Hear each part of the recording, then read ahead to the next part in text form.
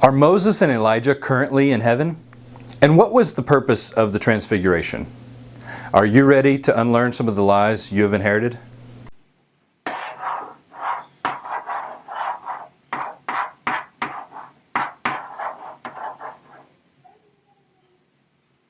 Often, in connection with their belief that Elijah is in heaven, people reference the Transfiguration when Elijah and Moses appear to be speaking with Yeshua. They claim that this proves that Elijah and Moses are actually in heaven, and that they were able to communicate with Yeshua. Let's examine the verse in question and see what the Bible actually says. Now after 6 days, Jesus took Peter, James, and John, his brother, and led them up on a high mountain by themselves. And he was transfigured before them. His face shone like the sun, and his clothes became as white as the light. And behold, Moses and Elijah appeared to them, talking with him. Then Peter answered and said to Jesus, "Lord, it is good for us to be here. If you wish, let us make here 3 tabernacles, one for you, one for Moses, and one for Elijah." While he was still speaking, behold, a bright cloud overshadowed them, and suddenly a voice came out of the cloud saying, "This is my beloved Son, in whom I am well pleased. Hear him." And when the disciples heard it, they fell on their faces and were greatly afraid. But Jesus came and touched them and said, "Arise, and do not be afraid." When they lifted up their eyes, they saw no one but Jesus only. Now as they came down the mountain, Jesus commanded them, saying, "Tell the vision to no one until the Son of Man is risen from the dead." Matthew 17, 1-9. This is one of those events that seems to be so fantastic that it is often difficult for people to believe it as an actual true event. Dead people appearing to be alive, a voice coming from the clouds, and a man whose face became bright like the sun. It sounds like something straight out of a science fiction novel. How should we understand this event? Should we conclude that the 2 men who had been dead for thousands of years were now talking to Yeshua? Or was it something else? I often tell people that we must let the Bible interpret itself. We cannot let our opinions or the opinions of others cloud our understanding of certain verses.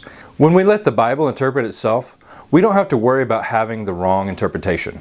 So what does the Bible tell us about this event? Many people overlook verse 9, but it is actually the key verse in understanding what happened at the Transfiguration. Yeshua explains that what happened on the mountain was only a vision. Now as they came down from the mountain, Jesus commanded them, saying, "Tell the vision to no one until the Son of Man is risen from the dead." We can also see from verse 3, when it says Moses and Elijah appeared to them, that the vision was given for the 3 disciples who were present. The word used here that is translated appeared is the Greek word haphthe, which means to see or experience, but often with metaphorical implication, to see with the mind, or to perceive without eyes.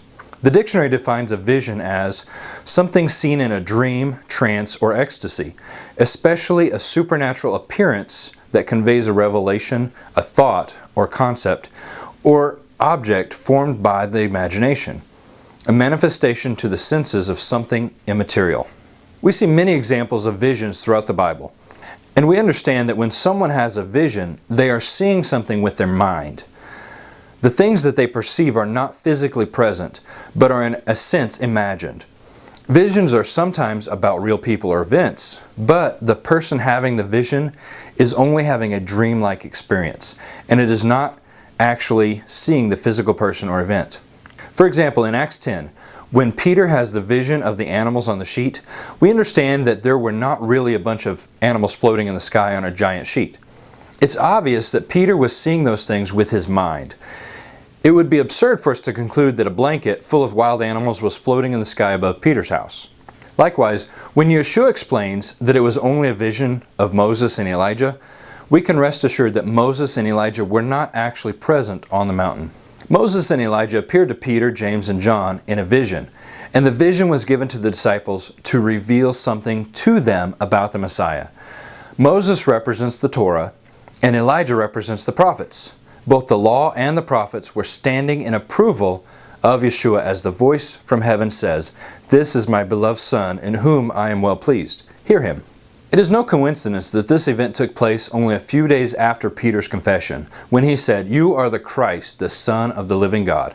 It was as if God was confirming Peter's confession so that there was no doubt who Yeshua really was.